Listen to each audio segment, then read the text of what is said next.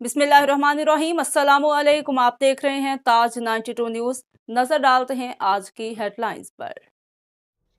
अपनी जिंदगी के 40 बरस पुलिस डिपार्टमेंट को देने वाले साबिक SHO मेमन गोट और इन्वेस्टिगेशन ऑफिसर अर्ज मोहम्मद खासकैली को रिटायरमेंट के दिन पर उनके एजाज में थाना मेमन गोट में पुरवकार अलविदाई तकरीब का इनेकाद किया गया। तकरीब में DSP investigation Shahnawaz Memon, SHO Memon गोट अकरम आराई, SIO खुदा बख्श लाशारी, सब इंस्पेक्टर साहिब खान, ASI दाऊद खासकैली, SDPO गुलाम अहमद शेख और थाना मेमन गोट में तैनात पुलिस अफसरान और जवानों की जानिब से साबिका सब इंस्पेक्टर अर्ज मोहम्मद खासकैली गुलदस्ते, फूलों और अजरक के तोहफे पेश करके मुबारकबाद दी। तकरीब में जिला मलीर कराची ऑपरेशन और इन्वेस्टिगेशन के सीनियर हाजिर सरबस और रिटायर्ड पुलिस अफसरान, इलाका की सिविल सोसाइटी, मुअस्सिसीन, मजहबी और समाजी शख्सियात, मंजूर अहमद मेमन, मौला बख्श मेमन, इम्तियाज के मेमन, गुलाम मोहम्मद बरोही, गुलजार जोखियो, उम्मीद वली नईमी और दीगर मुतल्लिका इदारों के अफसरान ने भी शिरकत की।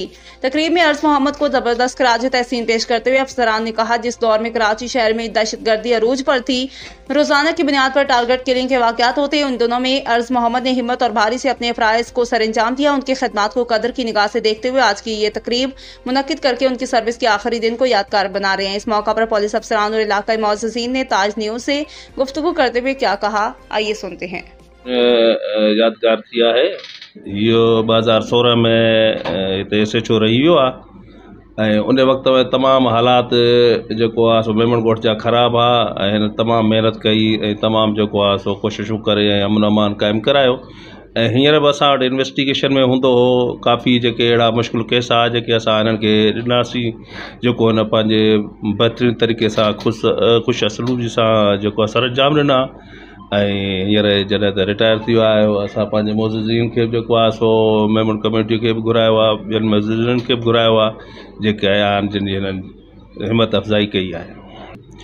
मल्हाइण जो मक़सदु इहो आहे त पुलिस खे इज़त ॾियो ऐं जेको आहे सो मां पंहिंजे पुलिस वारा ऑफिसरनि खे बि इहो पैगाम ॾींदुसि त आवाम जी ख़िदमत कनि ऐं ॾींहुं राति कोशिशि करे अमन अमान क़ाइमु कराइनि। सब इंस्पेक्टर अर्ज मोहम्मद खासकैली अॼु रिटायरमेंट जी तारीख़ ते थिए। मां पंहिंजे DSP साहब शाहनवाज मेमन साहब जो शुक्रगुज़ार आहियां ऐं पंहिंजे मुअज़्ज़िज़ीन वॾेरो मंज़ूर साहब आहे, ॿिया मुंहिंजा मुअज़्ज़िज़ीन आहिनि शहर जा, उहो इम्तियाज़ के मेमन आहे, उन्हनि जा लख थोरा जेके टाइम कढी मुंहिंजे लाइ आया एज़ाज़ में ऐं रिटायरमेंट जे हवाले सां तक़रीब में शामिलु थिया। मां पंहिंजे दोस्तनि खे सीनियर ऑफिसरनि जो शुक्रिया अदा कंदुसि जंहिं मुंहिंजे एज़ाज़ में जेको आहे रिटायरमेंट जी भरी बिल्कुलु सर असां तो सुठो हिन गुज़ारियो। मां 1900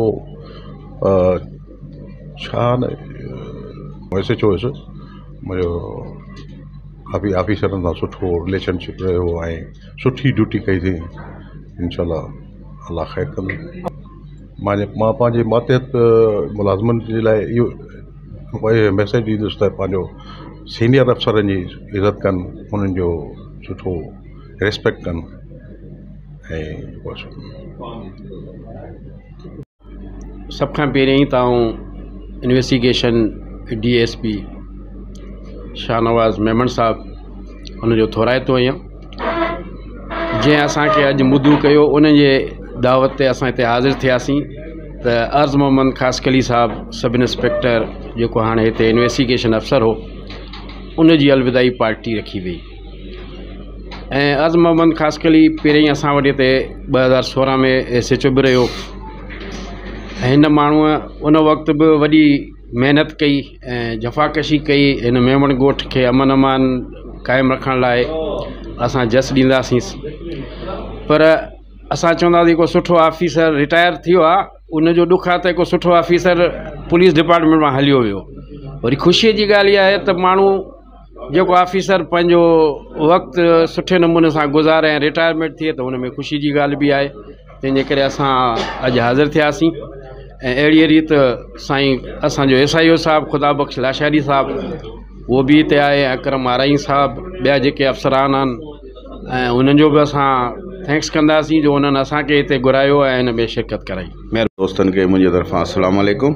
अॼोको ॾियारो जेको असां मल्हाए रहिया आहियूं, असांजो प्री प्यारो दोस्त सब इंस्पेक्टर अर्ज मोहम्मद खासकैली साहब जैं पंहिंजो पूरी सर्विस इन पुलिस डिपार्टमेंट में ॾी तमामु मुश्किल हालात में कराची में ऐं ख़ासि कर मेमण ॻोठ जे अमन क़ाइमु कयो ऐं सुठी हिते जो आवाम सां सुठो बर्ताव कई ऐं हिते जो आवाम उन सां ॾाढो ख़ुशि हुयो।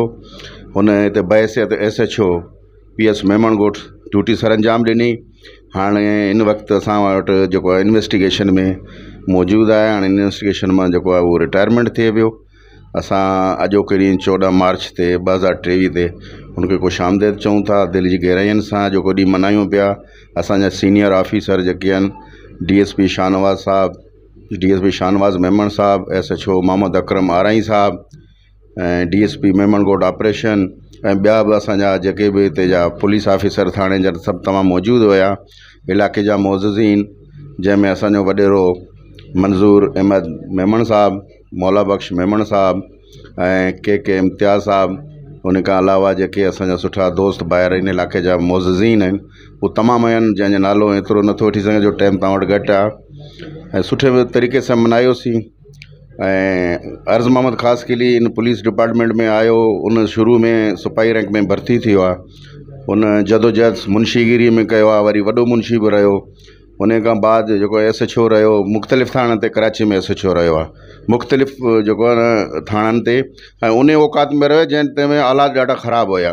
दहशतगर्दी जो ज़मानो हुयो ऐं डेड बॉडियूं डेली 12 इन्हनि खे मिलंदा हुया। ॾाढो हालात ख़राबु हुन माना मुश्किल घड़ी हालात में इन्हनि कंट्रोल कयो। डकैती वारदात जाम हुया, उन्हनि खे कंट्रोल कयूं। इन्हनि जो वॾो नालो रहियो आहे इन पुलिस डिपार्टमेंट में। अॼु उहे पुलिस मां अलविदाई करे मञो वञनि पिया। ऐं हिकिड़ो दुख बि थींदो आहे, हिकिड़ो सुठो साथी माना असांखां जुदा थी वञे। ऐं ॿियो ख़ुशी इन जी ॻाल्हि में आहे त उहो पंहिंजे हयात में 60 साल उमिरि पूरो करे इन डिपार्टमेंट खां वञे पियो। ऐं तमामु दोस्त उन में ख़ुशी जो इज़हार कंदा आहिनि। इन जे करे असां सभु दोस्त गॾु आहियूं। बहस हिते SIO ख़ुदाबख्श लाशारी PS मेमण ॻोठ, मां उनखे दिलि जे गहराइयुनि सां ख़ुशि आमदेद बि चवां थो, वेलकम बि कयांसि थो ऐं अलविदा बि थो कयांसि। Thank U. 2023 बरोज़ मंगल त असांजो सीनियर ऑफिसर जेको साबिक़ा SHO बि रही चुको आहे, अर्ज़ मोहम्मद ख़ासकेली, जेको सुठी सर्विस पंहिंजी ज़िंदगी जा 40 खां सम्झो तो 41 साल जेका हिन पुलिस में सर्विस खे गुज़ारियो ऐं सुठी सर्विस कई ऐं दिलेर SHO रहियो आहे ऐं बहितरीनु नौकरी करण वारो इन्वेस्टिगेशन ऑफिसर प्लस SHO। असां हिनखे ख़राज तहसीन पेश कयूं था ऐं अलाह करे असांजा हर ऑफिसर इन ऑफिसर जहिड़ो थिए ऐं सुठी नौकरी करे पंहिंजी सर्विस पूरी करणी आहे।